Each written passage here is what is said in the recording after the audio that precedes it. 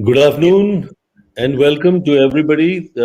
We have a special webinar today from the Foreign Correspondents Club of South Asia on the theme Creating Atmanirbhar Bharat, which means self-reliant India and the role of IT and telecom, especially during and post-COVID-19.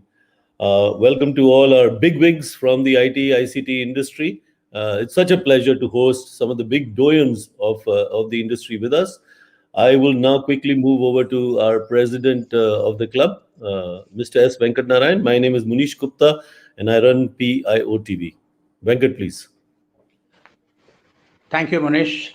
What a pleasure it is to host a galaxy of leaders of the Indian IT and telecom industries, who have brought about this great IT revolution in our country. We are among the top countries in the world which are using the IT and telecom facilities. And we have more than 100 crore mobile telephones in India. 76 crores of them are smartphones. 65 crores of people are using internet, and 53 crores of people are using WhatsApp. YouTube is used by 45 crores, Instagram 21 crores, and Twitter 2 crores. And if we have 100% literacy among the 140 crore people of India, it would be a lot more. But let me begin by introducing the distinguished panel which is with us today. Dr. Ajay Chowdhury is a Padma Bhushan awardee, one of the 6 founder members of HCL. He began an exciting journey more than 4 decades ago with a dream to give India its very own microcomputer. The sheer clarity of his vision and hard work led to a revolution and laid the foundation for the IT industry, taking India to the league of major economies of the world. He is the chairman of the Electronic Sector Skills Council and chairman FICCI Startup Committee. He is also the co-chairman of the Working Group for Development of Innovation and IP in the Electronic Systems Design Manufacturing Skill Development sector. Mr. Jagdish Mitra is the Chief Strategy Officer of Tech Mahindra. He leads the global agenda of business growth driven by strategy, powered by digital and manifested in brand experiences. He is also responsible for driving the new growth business at Tech Mahindra. In his 25 years in the profession, he has played many roles spanning across sales, business development, and large deals. He has opened many new markets in North America, UK, Middle East, Australia, New Zealand, Southeast Asia, that is apart from India, of course.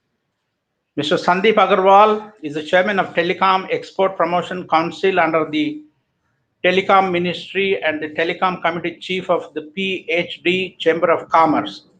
He also serves as managing director and promoter of Paramount Communications Limited. He has received numerous awards from social, cultural, and industry organizations over the past 30 years. Mr. Amit Marwa is the head of marketing and corporate affairs at Nokia India. He has a diverse background and experience in the field of management and technical services, including network designs and planning, engineering, and project management. Prior to Nokia India, he was associated with Huawei, Nokia, Siemens Network, Motorola, and Lucent Technologies.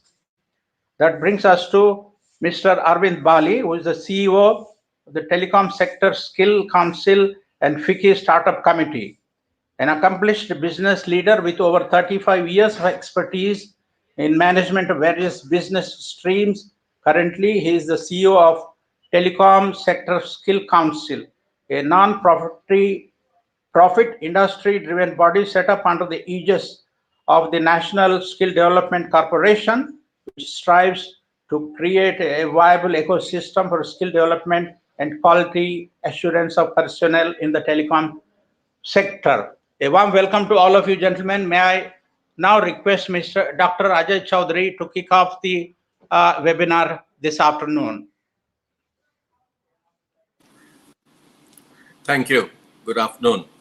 Uh, Basically, if you look at what happened during COVID and what is likely to happen, I would like to specifically focus on the IT hardware area and electronics because that is where there is a major challenge that is coming for India.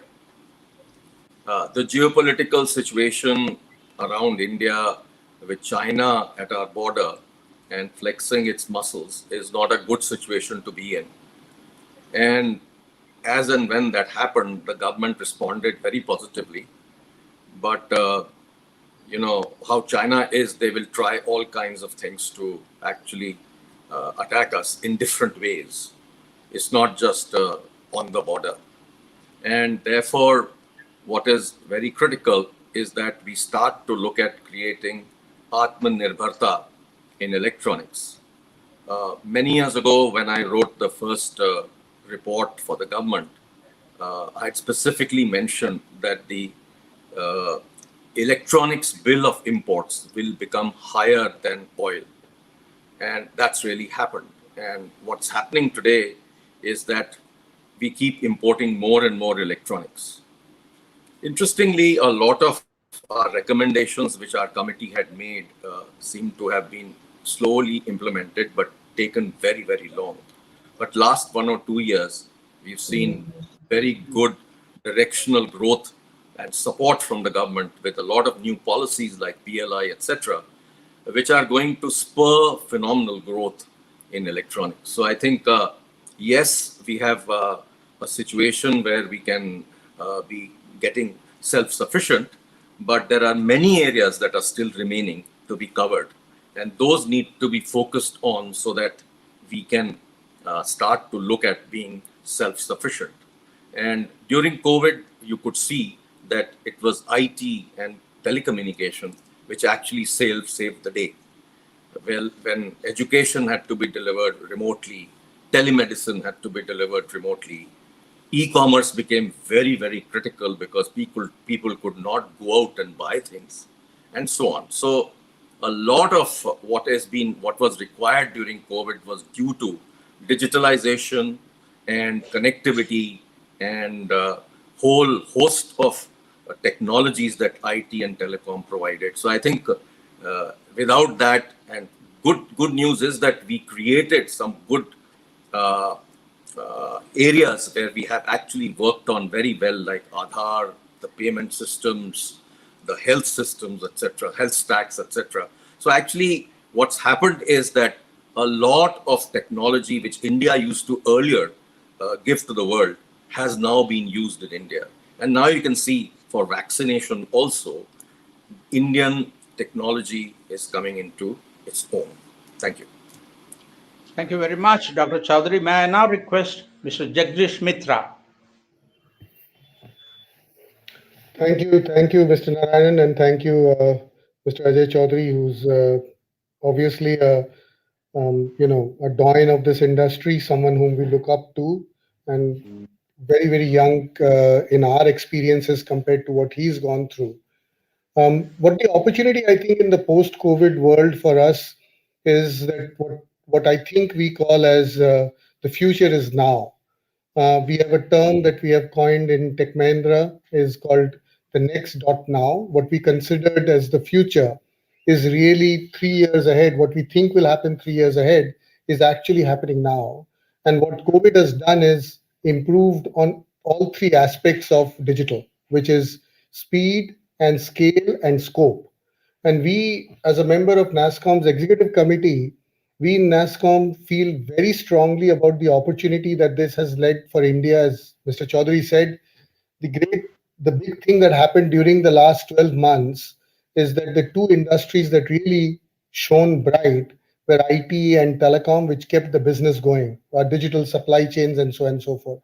It therefore makes it almost imperative for us to start moving into the realm of making sure that we now are able to take advantage of the scale and the size at which India operates and build services which we have done in the IT services industry, which I'm very proud to be a part of, but also now to start to build equipment and product which is really global in nature, and start to not just look at Atmanirbhar from a perspective of delivering to India, but delivering from India to the world, as India can have all the three aspects: design, software, and hardware all coming together. If we put our might together, and there are all seedings of what has happened in the last 12 months to show that the PLI scheme, the ability for some of the businesses to move out from outside India to here, not just China, from anywhere else, because we have the talent base.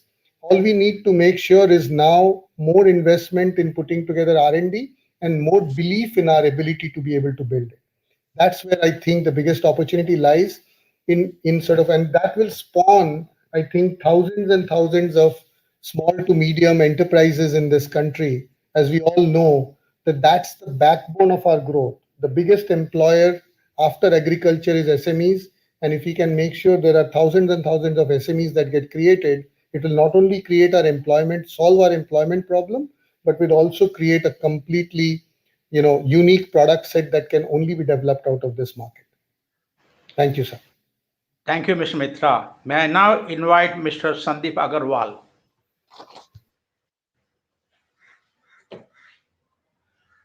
Unmute yourself, please. Thank you. Yeah, good afternoon, friends. As a representative of the telecom manufacturing industry and services industry in India, chairman of TEPC, my view is very clear that no country can give the monitoring of the country's information to somebody else. So the gatekeeper cannot be a foreigner, the gatekeeper has to be Indian. And therefore, for the telecom network, we are very clear that it is the Indian companies which need to manufacture, supply the software, the hardware for 4G, 5G solutions, for all telecom solutions. That has to be the only option. But then we don't have it. We don't have the technology right now in certain areas, or we do not have the size and scale and the pricing, most important, to compete with the best in the world. Yes, Nokia has a manufacturing plant in India. Ericsson has manufacturing in India. So there are Paramount manufactures cables in India. Sterlite is there. There are a lot of equipment manufacturers in India, which we can do. Today, Tech Mahindra is planning 4G technology, 5G technology. So what we want is that what Europe did, what US did, what Japan did, they all did one simple thing. They said that either we will develop technology, or what Japan did, that when they started, they could not invent the wheel again. So they sent people to Europe, they took the technology, but they made products in Japan. The control of the product was with the Japanese. So with the software and hardware technology in the telecom, we need to take a one step more, that even if we take the technology, we need to have the source codes also with us. And we need to actually understand those source codes and make sure that there are no bugs in it, that our information is not leaking to outside the country. It is nothing against foreigners. It is just taking the security of your country as important. So what we understand is today that either we develop our technology, which we are doing, and wherever our technology is already available and can be bought, we can buy the technology. But as far as the manufacturing is concerned, as far as the control of the whole system is concerned, that has to reside totally in India. Government has listened to us, and with the new order being passed, that all equipments need to be approved by NSA, so that equipment which is not, we are not sure about it, that they may be snooping upon us, those equipments can be stopped from being used by either government or even private users. I'm pretty sure that once we declare today that within 2 years from say today, India will use only Indian manufactured 4G and 5G or even future 6G equipment. I'm pretty sure that Indian companies like Tech Mahindra or Tata or even our companies will be there to develop everything which is available in the world. And whenever we need to buy something, we will buy the technology, but start the development of the technology and the products in India itself. And I am pretty sure my friends here, all of my friends here, HCL did it long back. We will just follow the footsteps of our elders. India was making its own telephone exchanges, the state of art technology, when C dot came in also. So during the history, we have in um sometimes we have been able to catch up with the world, and sometimes we have been left behind. This is the time we have been left behind. But now, with the policy, the PLI policy of the government, 2 lakh crores being invested, most of it in electronics, we can pretty sure say that about 16 lakh crores worth of electronic equipment, which is all now converged into telecom and IT, is going to be produced locally. So my view is very simple. It is India all the way. The future is India, and we are not against the world, but we will work with the world with by on our own terms, and we are not going to outsource our information and our gate to somebody else. Thank you. Thank you, Mr. Agarwal. May I now invite Mr. Amit Marwa of Nokia India? Thank you, sir. Um, Before I start, I will just give you a perspective. We are talking about self-reliant India now in 2020, 2021. I would like to give you a perspective that Nokia has been in India now for 25 years. In fact, this year we celebrated the 25th year of telecom networks and Nokia presence in India. The first call in India was made on a Nokia phone on a Nokia network. And we have much before realized this potential of India and done our bit in the last 25 years in India. Today, we have close to 15,000 people working in India, out of which about 6,000 are in R&D. We have the largest manufacturing in India, which is today producing not only 2G, 3G, 4G, but 5G technology and exporting from Chennai, our factory, to the world. Our Chennai factory is today the only factory or one of the only factories which is a fully functional smart factory with Industry 4.0 actually working as a live use case. Having said that, sometimes in our company there's a little joke that we have more people in India than anywhere else in the world. Are we really a international MNC or are we an Indian company from that perspective?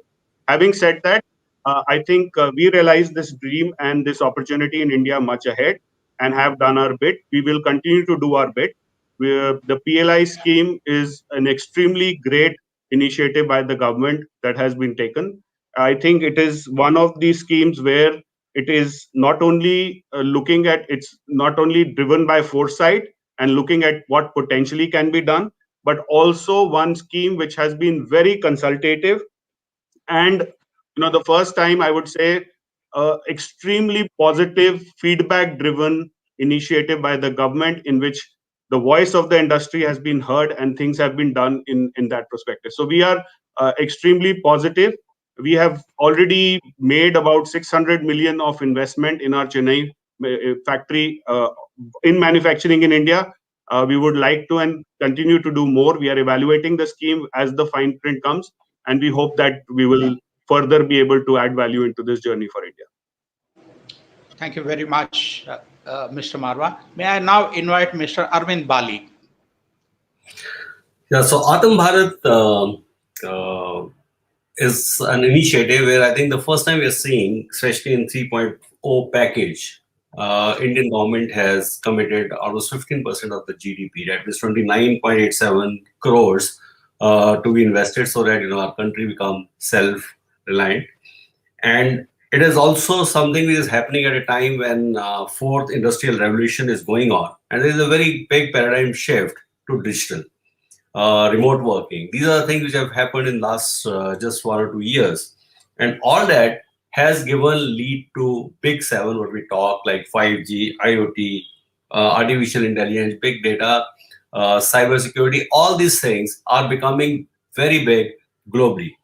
And fortunately for us in India, we are as a nation very, very strong, and we are recognized in the world for our IT, telecom, and managed services that we are giving to the world, sitting from India. I think our IT companies have really make us proud. Uh, like celebrities like Ajay has really created something great for this nation. And with the total demographic dividend, like 25%, 25 years old, 50% population in the country, I think we have become like a big location from where, this dream can be made possible. Now, having said that, I think if we really want to achieve all that dream and all the money which is being spent, I think the biggest effort is required for skilling the youth. We have got a lot of youth who are living in remote areas, tier 3, tier 4 towns, who are very ambitious, very hardworking, but they lack opportunities. So fortunately, for with online learning and other things which are coming up, I think that youth will come into the mainstream. And the best thing what is happening because of this digital change, what we all have been seeing, actually everything is becoming possible. It is becoming quite uniformly distributed. Boy or girl living in tier 4, tier 3 town, it has equal opportunity as living in tier 1 town. So ultimately, like it is becoming a big leveler. So I personally feel that Atmanirbhar Bharat is something which is going to be a real game changer for us. Our youth will get very well employed, not only for India, there'll also be a talent which will be trained for the world. So we'll see a big change happening. Thank you. Thank you very much, Mr. Bali. Mr. Marwa has an international call to take, so I would like to ask the first few questions to Mr. Marwa. Mr. Marwa, Nokia has been in India for 25 years. You have just celebrated 25th anniversary. Now, how do you see the initiative of Atmanirbhar Bharat and the recent initiative of production linked incentive scheme? How will they help give a boost to the manufacturing industry in our country? Thank you. So I already touched upon this in terms of what we have done in the last 10 years with this factory in Chennai, and manufacturing, including 5G here. As I said, the scheme is very positive. We are very optimistic about the scheme, and we are looking at it or looking forward to the fine prints to come so that we can take a decisive call. I think the scheme will help boost telecom manufacturing in India, whether it is Nokia, whether it is the local vendors. I think this is going to be a game changer and a needle mover. Having said that, there are certain things that still need to be taken care of. For instance, I think for electronic manufacturing or telecom manufacturing, one of the biggest, I would say, catalyst is the component ecosystem to be existing in the country. I know the government has been pushing very hard in trying also to bring the fab into India, but I think that would be an important step where attention needs to be given in order to get more and more components, because irrespective of whatever we manufacture in India, we still have to import most of the components from outside because they are not available. The other point I would like to raise is that we have been doing exports from India, from our Chennai plant for the last 10 years. And there are still little, I would say, roadblocks, or there are, kind of barriers which are there, which I think the government, we have already raised it with the government, needs to address in order to boost exports. Only the Indian local market is not going to be sufficient enough to boost or really get to this dream of making India a manufacturing hub, it is going to come from exports. And if there are bottlenecks or if there are some trade barriers in the to facilitate exports, for example, the logistic needs to be improved. For instance, there are certain certifications of end user certification that is required by certain ministries. I think those should be looked at so that they can create the ease of doing business in India and help grow the export. And the last point I would like to make is that PLI, a very good initiative, but also there should be recognition of whoever invests in India and manufactures in India to be able to get market access in India, especially on the government opportunities. So there should be a linkage between the production-linked incentive scheme and the preferential market access into the market. Because if we are going to be making investment calls in India, then we need the market to be able to sell more within India and also exports. So there are still some things which need to be resolved, like value addition criteria, etc., on the PMI scheme. I think those are inputs that we have given. Recognition to software, R&D, jobs that you create, R&D investment that you make should be recognized and then given the due. So those are a few of the points that I would like to make. Thank you, Mr. Marwa. Before we let you go, I have one more question. How do you see the role of telecom as a critical pillar for the Indian economy in future? Extremely important. I would say, especially with the advent, we have already seen that with 4G now becoming the only or the sole broadband engine for India. We have seen during this time of COVID how the networks have played a pivotal role in keeping people's life ticking and running and working, whether it is office at home or school at home or banking at home or shopping at home or entertainment at home. All that has been made possible because of the telecom networks and the robust telephone networks that have been built over the years. Having said that, we have a huge opportunity in front of us, which is called 5G. 5G, in our view, is what we say is the first G for machines. So the connectivity which telecom used to give is going to explode and get to a completely different level of value addition that it can bring to life with 5G, whether it is IoT, whether it is massive machine to machine and all the things that 5G bring. I think, and India can play an extremely important role in creating that ecosystem within India in order to build what the world needs for 5G. Because this requirement of 5G is not only in India, so there is a huge opportunity of developing more, of more R&D, of use cases that can be done on 5G, which can be then exported not only or used not only in India, but exported out to many other countries. And I think we all have a part to play. Thank you. Munish, do you have any questions for Mr. Marwa before he leaves? Yeah, so we have a question from one of our audiences, a member of the club, PM Narayanan. He works for German television. You mentioned 5G, Amit, and we hear all the talk. I mean, we don't see 4G rolled out everywhere right now. And Sandeep ji talked about 4G and 5G, India and Atmanirbhar. We understand all that, and PLI scheme is great. It'll encourage. But is India? How soon is India ready? And is India ready now or when for 5G? I mean, yes, 5G, yes, but when? So I would say not only is India ready for 5G, but if we do not enable 5G very soon, we might be potentially missing the bus. So I know there are issues related to the price of the spectrum, how the financial viability of 5G with the operators and the industry suffering large debts, etc., etc. And this is where the governments need to play a role, because what needs to be understood is 5G is not a, a sales channel for the operators to make more money. It is a need of the hour in order to create the new economic value in India and the world, which will benefit not only telecom but many other sectors. So I would say that it should and needs to happen now. We are ready. The world is ready. The technology is proven. It has been deployed in, close to 400 networks across the world. And I think India should be there. I would still say we are still not late, but if we do not take some calls now, we might be late. Well, thank you. I mean, that's exactly what I was saying. What calls need to be taken, and is the infrastructure available in a Atmanirbhar India?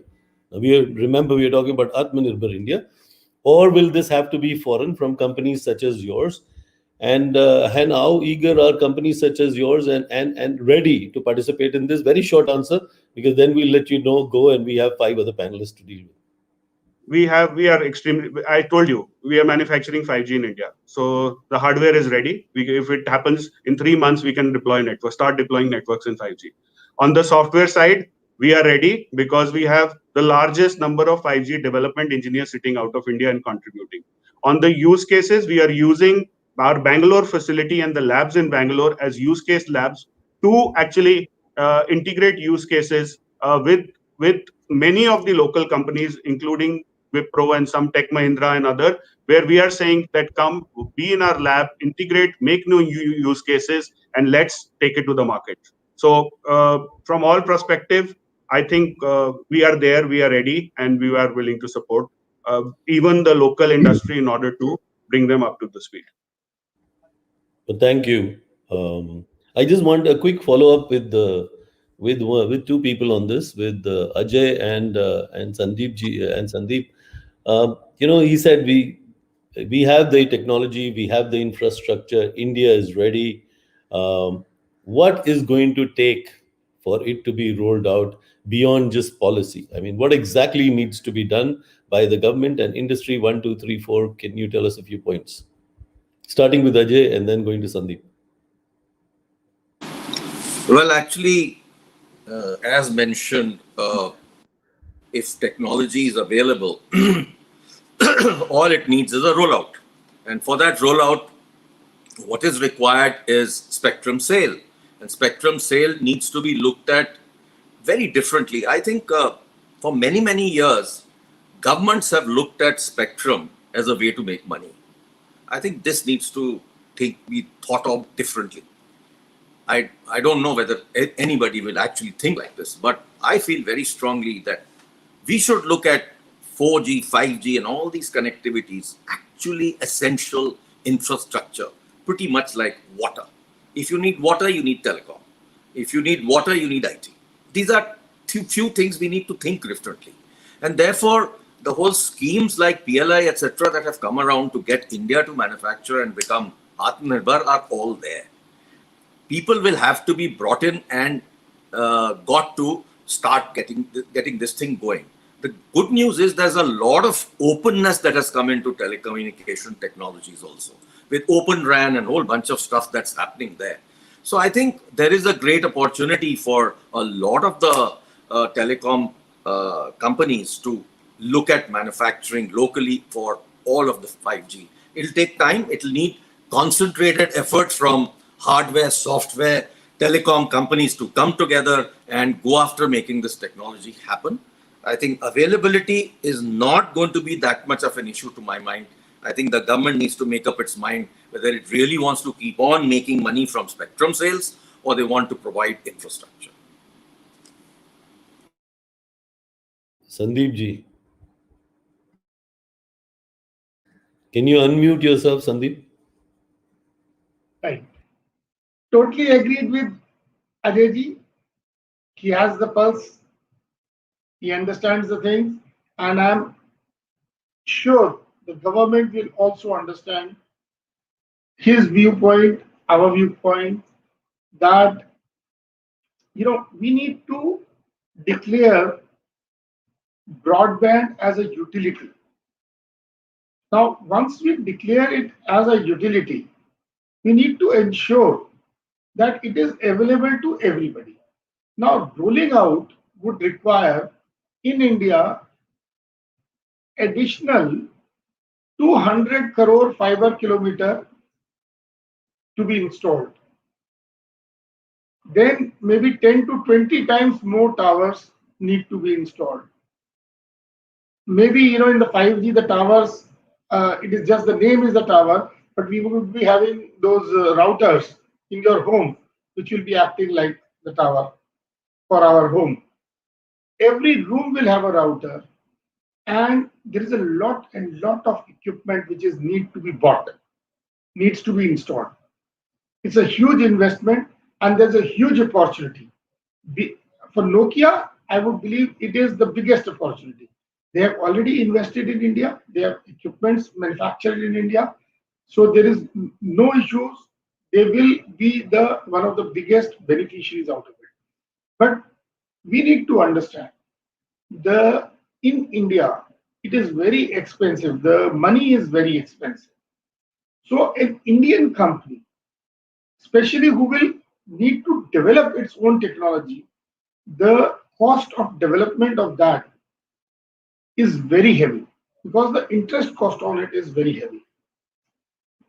In US, in Japan, billions and billions of dollars, even $200 billion, I believe, is being given out by China today to develop its own 4G, 5G, and 6G technologies to its manufacturers so that they are not left behind. Now, if in India we want the cheapest product from a manufacturer, where does he get the money to develop the product? India is a low-cost economy. We work on low prices. But for development, for R&D, you need money over and above your normal profits to invest into R&D. And in telecom technology, that is what is a must. What we believe today is that if I have to every time compete with a foreign manufacturer, I will never be able. Even Nokia, let's take Nokia India. So if Nokia India, why it needs to import some products from out of India?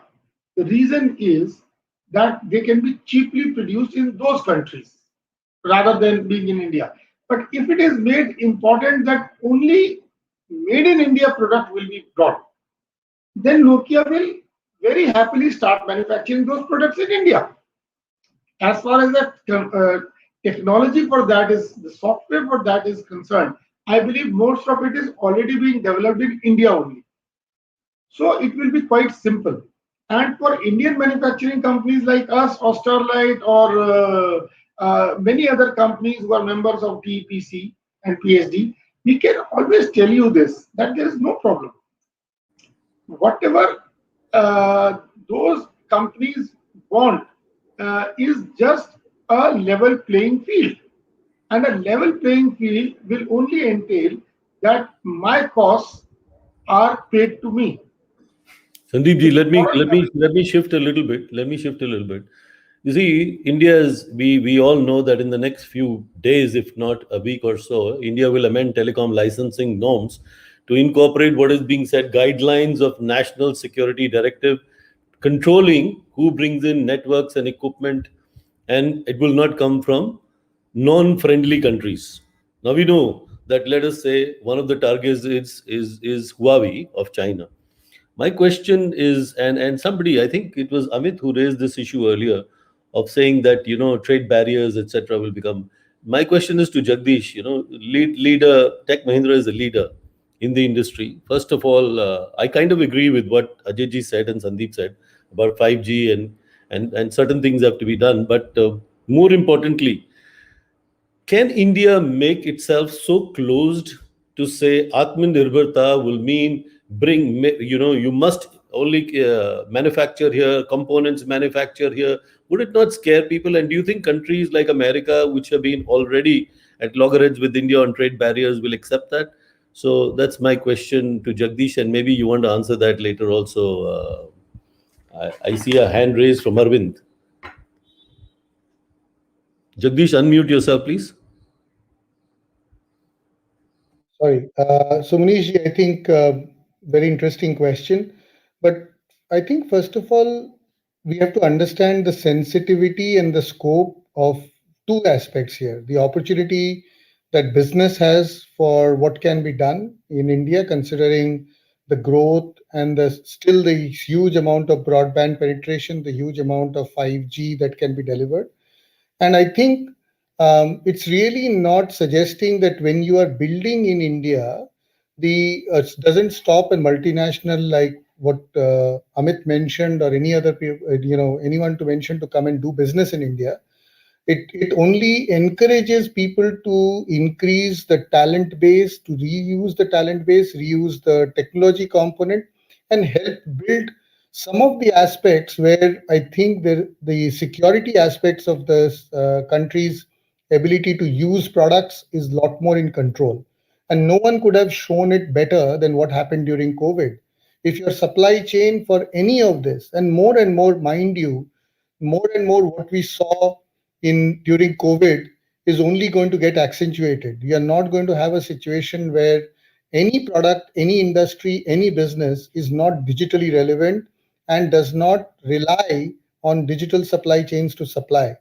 For a population of a billion plus, and for a population which is gearing up to be a $5 trillion economy, do you think any country can take that call saying they are dependent on not being able to produce things here and for a longer period? And as we all know, what happened during this is not something that we can wish away. It was a bad dream from a large perspective, but it also was a wake up call. It's a huge wake up call for all of us in industry and not just the government of how to make sure our businesses are resilient. And finally, I think every country has to take a call what is right for them and allowing the market and the business to operate in that. And there will be certain restrictions, there will be certain guidelines. Each country will take that, and we'll have to operate through that environment and scenario, what is right for that country first. That comes first. I think Arvind wanted to say something. So when I was global CEO for Thomson, I was running factories in 7, 8 countries and 2 factories in China. I think the concept, a lot of people, when we talk about Atmanirbhar Bharat, right, it actually means that we'll only use products made in India, no imports and all that. I think it doesn't work that way. Like the point to which I raised my hand was like comment coming that we are manufacturing in India, but we are still importing few of the things from abroad. That is something which is very healthy and good. Like even China, which is considered as a country largest exporter of electronics in the world, I have some dated figures. Like their export is $600 billion, whereas their import was $400 billion. So $200 billion value add, is it good enough? Yes, definitely. Like that only brings such a big change. So it was not that they were making all the $600 billion worth of things only in China.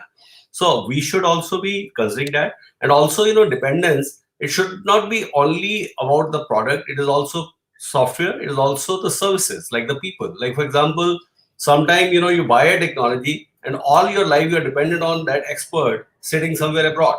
If we are Atmanirbhar, that means we take help from others, but ultimately, like when time comes, we are self-reliant. We are not dependent on anybody else. That's the point I wanted to make. Good. My Venkat, last question is just curious because these are being sent to me by WhatsApp from a lot of people. You see, other than the situation of HCL, Ajayji, when you invested a lot to create hardware, the IT revolution that came in India of software did not require any large investment in R&D or manufacturing. We had the knowledge power, we have the knowledge power, we export engineers, we set up companies like Tech Mahindra, TCS, everybody set up companies overseas and gain markets. How do you think we are going to replicate that now in this situation today of manufacturing for networks, manufacturing for equipment, and beyond just services? Services we are good at, we all know. So that's my question to you, and then to Jagdish, both of you one in that order. See, it's one of those fallacies that are there that software doesn't need any investment. Of course, it needs investment. Investment in training, investment in hiring, investment in going to market, and creating infrastructure. So all of that is still required in software. It's not exactly cheap. And if you look at all of us who created software companies, we know exactly how much the costs were for our infrastructure. And today engineers who come and work in software companies, they want the best of infrastructure. They are not going to come and sit in a hole in the wall and create code.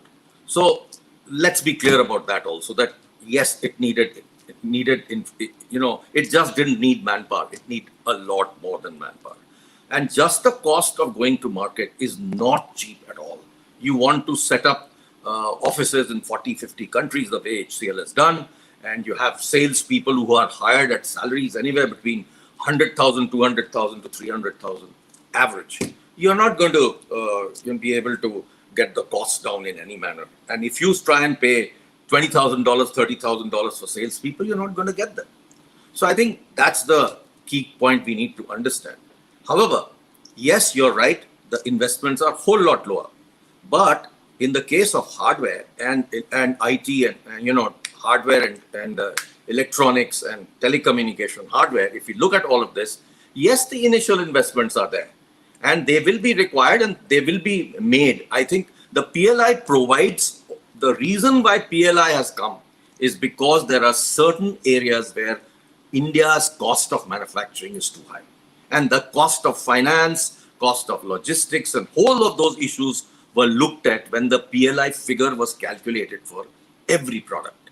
And the reason PLI was done was that they actually saw that this kind of support was needed for electronics manufacturing to happen in the country. So I think that is provided for as far as I'm concerned. Secondly, the clusters that have been created in the country for electronic hardware manufacturing have again been provided with a lot of incentives. And lastly, what is now happening is that a lot of design needs to happen in the country. And that is where we need to add huge bunch of value because of our knowledge of software. And software in two ways. Software in terms of VLSI design and a whole bunch of stuff that's already going on. A lot of our companies today have 10,000 to 20,000 VLSI engineers working with them. And they're doing work for the rest of the world. They're not doing any work for India. Now, that kind of capability exists in our country, and we need to get to that capability and utilize that capability. So I think India has a great opportunity in terms of value addition in the country if we start to think that we are going to do chip to system. And we will design products from chip upwards, design everything in India, and be able to manufacture those products in India. And that's where the country has to go as a direction. Value addition through design, because manufacturing value addition is always small. It's a very competitive industry, and you're not going to make huge bunch of money there. But if you actually do design and you actually add services around it and then add software around it, you can make a whole bunch of money. So as I think follow on Jagdish, do you think PLI sort of all encompasses, provides for everything that was needed as an incentive? Some people said there is something more needed in PLI or beyond PLI, but it seems like all of you are converged on the fact that PLI is good. It'll help manufacturing, Atmanirbhar, boost MSME ecosystem, startups, create what is needed to invest and take the country forward. Manish, I think it's a great start. First of all, the government has initiated multiple dialogues and initiatives around this topic.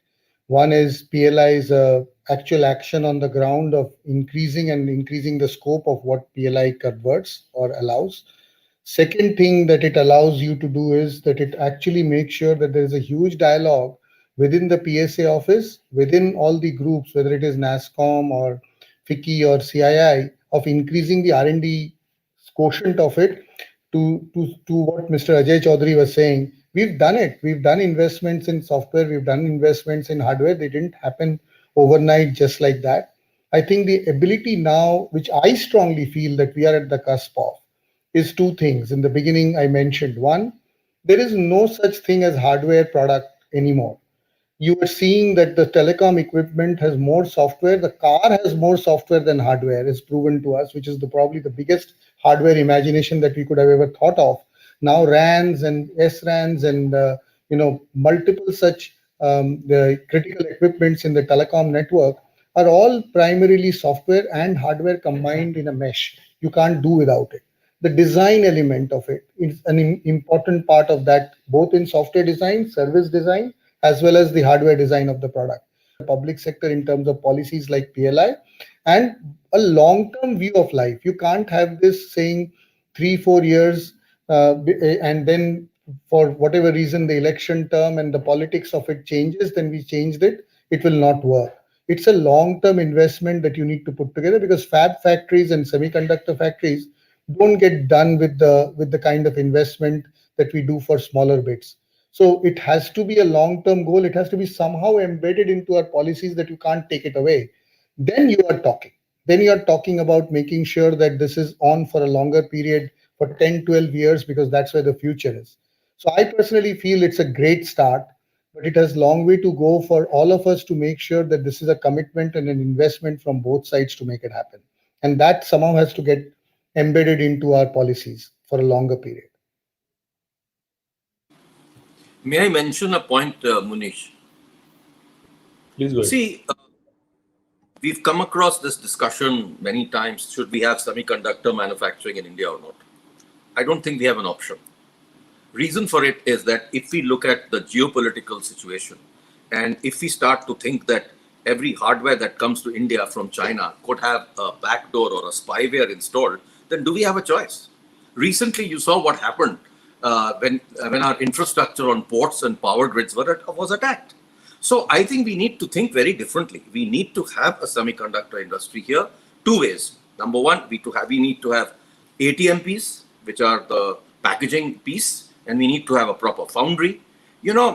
Something very interesting happened in the US. They've started to look at this more seriously than we are. They are very concerned about China. So they've actually made sure that China cannot use any hardware or software developed in the US. So today, China cannot make any chips because they cannot get to that hardware or software which Americans have designed. Okay. Now, one of the reports that was created in the intelligence community in the US, done by Senator Ben Sasse, said that modern wars are fought with semiconductors. We better realize that. That's exactly what's going to happen. And therefore, very critically, we need to have a semiconductor industry, and we have to have a fabless industry which does design. Thank you. Venkat, please go ahead. Unmute yourself, Venkat.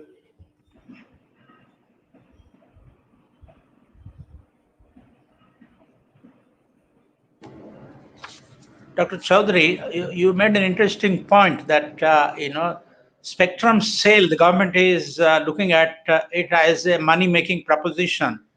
Now, what are veterans like you doing to persuade the government to see spectrum sale not as a money-making proposition, but as an enabling facility where people all over the country can use these facilities? And how about making Wi-Fi freely available all over the country?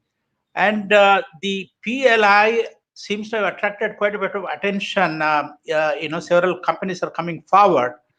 How can the PLI scheme boost manufacturing and enable India's dream of becoming a $5 trillion economy in the next 3-4 years?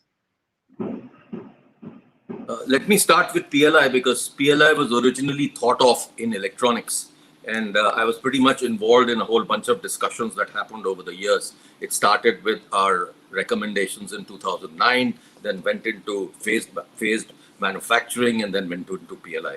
So good news is that from one segment of the country, which is PLI for electronics, is gone to 13 different segments or 14 different segments. And countries very seriously looking at PLI. And as somebody said, it doesn't debar any international company to come and set up here. As a matter of fact, a lot of international companies are setting up phone manufacturing in India and taking benefit of PLI. So all that is fine. But if you start to look at the whole issue of what is happening in the semiconductor industry, Yes, it's very important that India has that and we put that in place. And what we also need is this whole issue that we need to provide, as I said, broadband as a fundamental right. And if we call broadband as a fundamental right, then what is required is that the cost of delivering broadband has to be brought down. And how do you deliver broadband at a lower cost? The fastest way to deliver it is through phones, and fastest way to deliver is through 5G. So if we are not going to work on creating a very sensible policy for providing waves to telecom companies, we are going to again increase the cost. And therefore, that is where a lot of work needs to be done. Yes, a lot of us have been talking to the government, but I think a whole lot more needs to be done. Government should not think of this as a money-making piece alone. Look at all over the world, wherever they have asked for high charges for these waves, the whole economy has faltered, and the whole telecom industry has faltered. Even in the country, if you look at the economic situation of most of the telecom companies, is very poor, and the reason for it is that we keep asking for more and more money from them. I think this needs to really change. I agree with you. Thank you. This question is for Arvind Bali. What do you think the government should do more to further boost investments and job creation in India? Because you have a huge number of young people coming out of our colleges, universities, but there aren't enough jobs. What do you think should be done to create more jobs in India? And how do you boost investment to enhance manufacturing and then create jobs? Yeah, so India is addressing this issue with two very separate different schemes. So they are interlinked. One is all this PLI, specs, and other schemes which are there incentivizing industry to manufacture here in the country. But besides that, government is also working with the Skill India mission, in a big way, that all the skill of this country, whether they are school dropouts or college dropouts or any kind of youth, rural, urban, I think they should be skilled in an area where they feel comfortable and there are enough jobs. And if they acquire the skills, they can do those works in India. And also in future, they can also become a source of manpower from India to those countries. Like in the past, we have all seen that a lot of youth from India go to Middle East, they go to Southeast Asia for working. But then when they're going there, they're going just like a laborer. And then they go and get the lowest level of jobs. So what government is trying to do, and through all the skill councils which are working on that, like for example, instead of just sending a simpler laborer, they ultimately go and lay fiber over in those countries. So we actually skill them on fiber laying and then send them, so they get much better value and they become actually a trained worker. So creating job is pure industrialization, creating an environment where more and more companies are attracted to make in India. And I'm seeing that change happening. Like for example, in just 5 years, our export of electronic products in India has gone 2.5 times, which is a good beginning in my opinion. And ultimately, the way local manufacturing is growing in India, I'm very sure that India will become actually export hub for many services. Then another area which is fastest growing, and as I said in my opening remarks, in future this big seven will catch up like anything. And in any case, India has got the best infrastructure for IT and IT related companies. We have got the maximum number of BPOs and service. There are a lot of large companies. Nokia, Ericsson is one example, but then Ciena, MDocs, multiple companies. They have got their design centers in India. They have got their complete managed service centers in India, and they manage everything sitting here. So all the youth, they actually provide high-end services to international customers just sitting in India. So they get absorbed, they get paid very well, and they also live in their own country. So I think this is something which is happening quite good for the nation.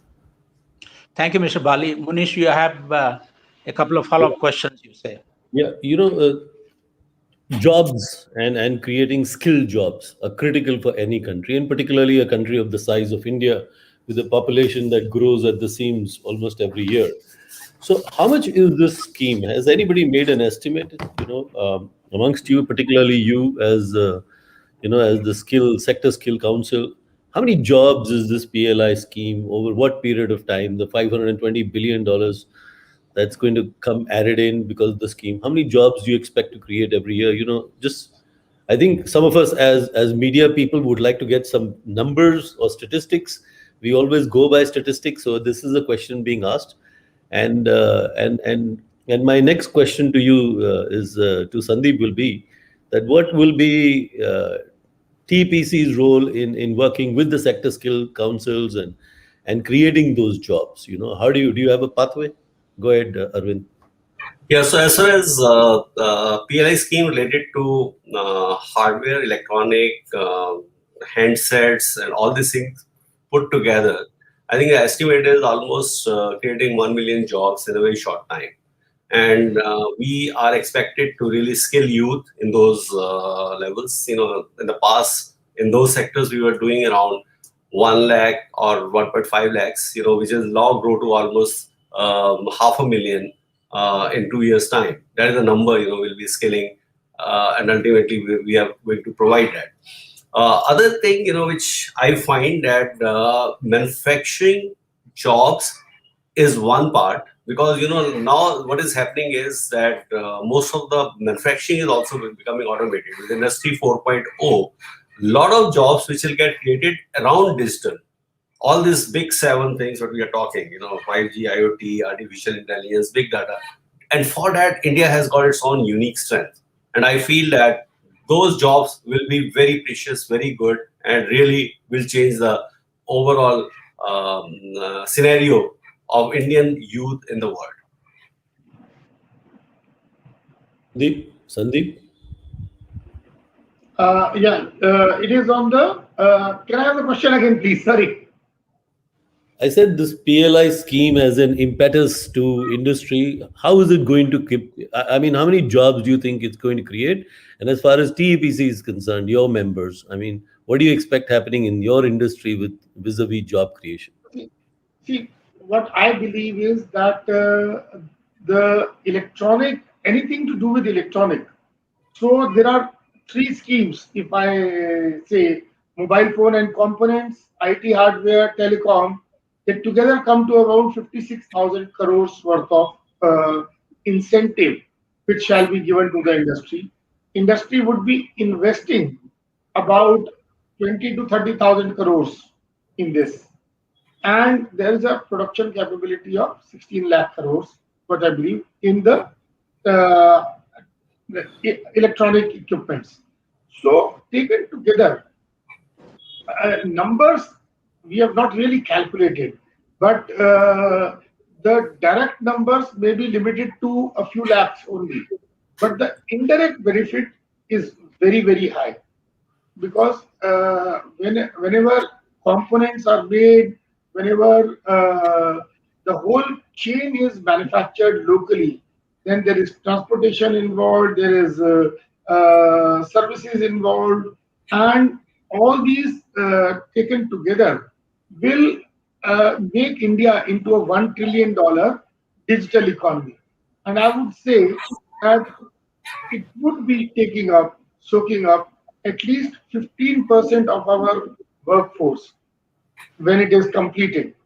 So in the next 5 years. Seems to be an odd number, seems to be a too big a number, but then we have to work towards the $1 trillion economy. And if it happens, then obviously this is a service related industry more than manufacturing itself.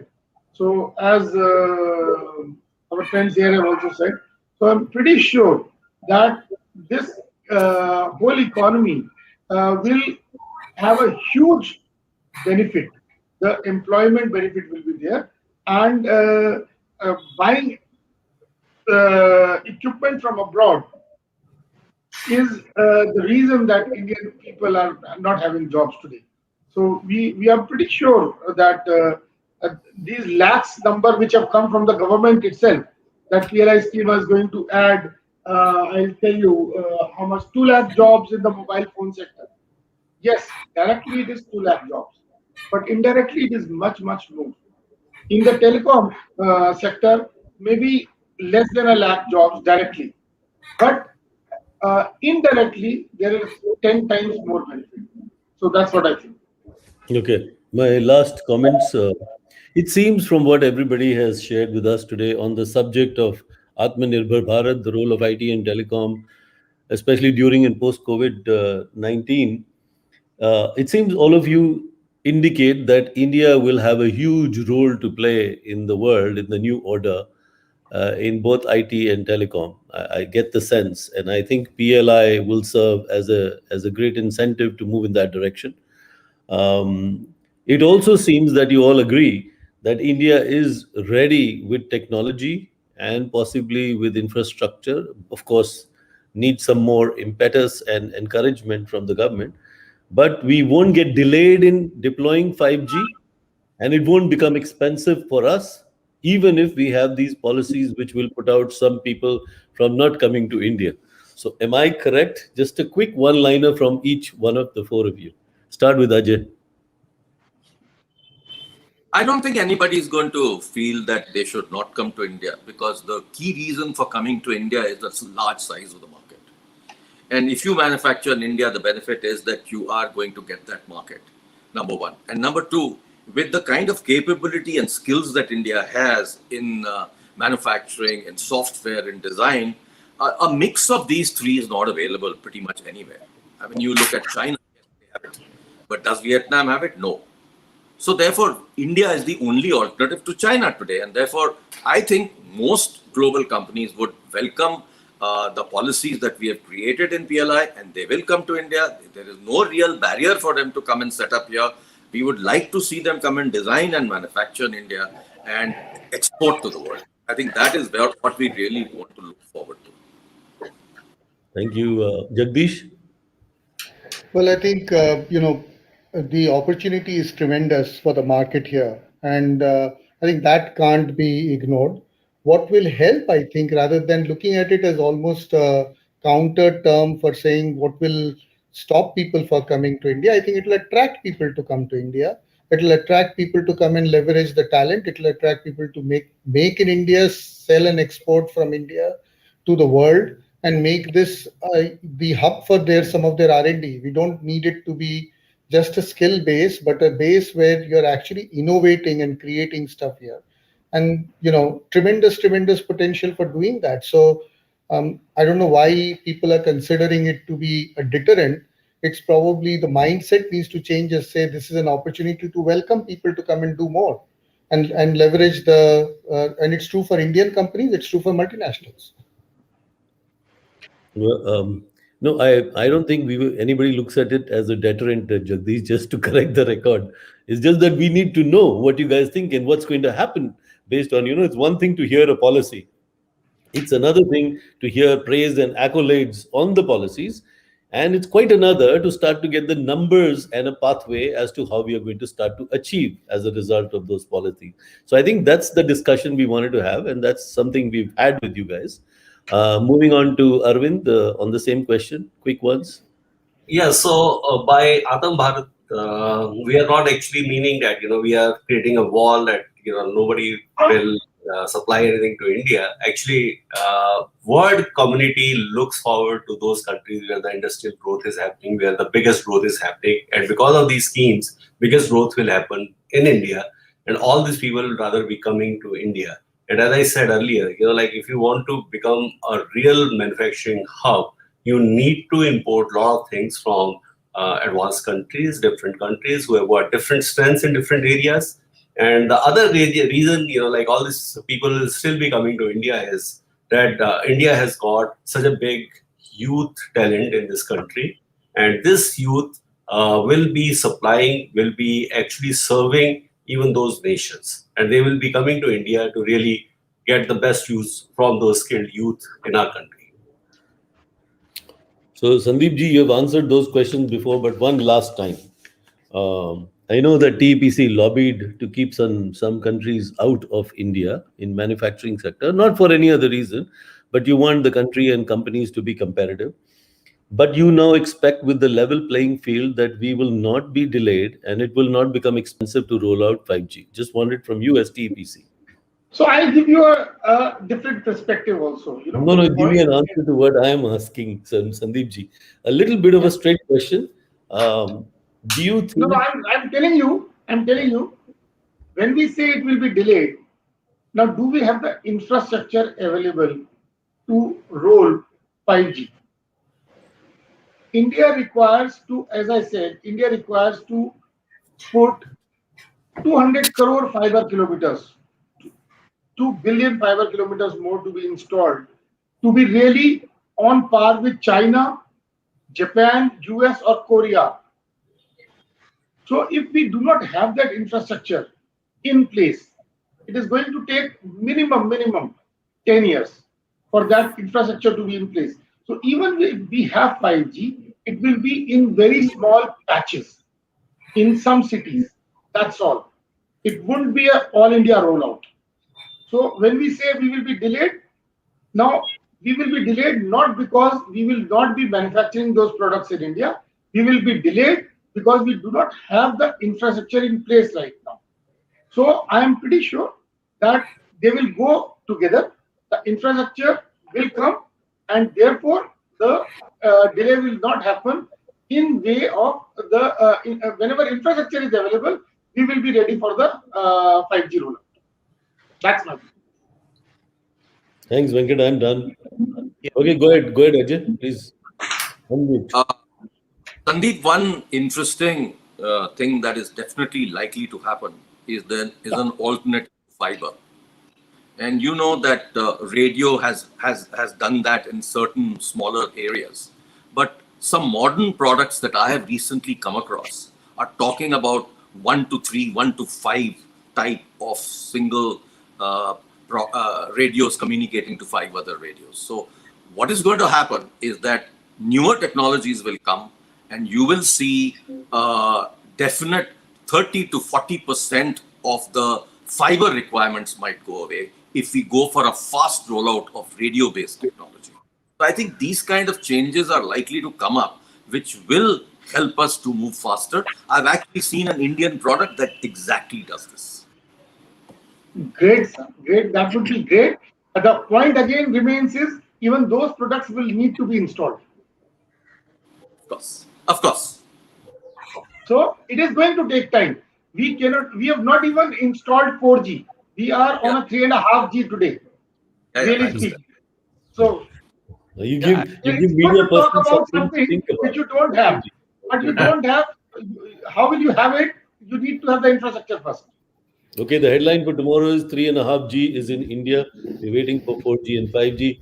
But the good part is, I think all of you agree that India is ready to undertake a journey. I think the good part is to hear about the fact that foreign companies as well as Indian companies are going to get a level playing field. It's not going to be exclusion because of any other than geopolitical reasons, which I think Ajay highlighted in the very beginning.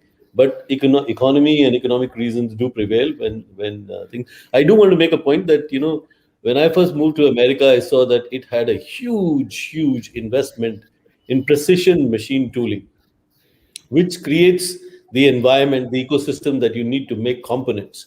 And I think India definitely needs to move in that direction for all kinds of components that we need to do. Precision machine tooling is just not there. We want to make Boeings and the Rafales and the parts and you talked about chip. What it takes to create foundries. It's not going to be easy. But I think we are moving in that direction. Good to hear from all of you. Venkat, thank you.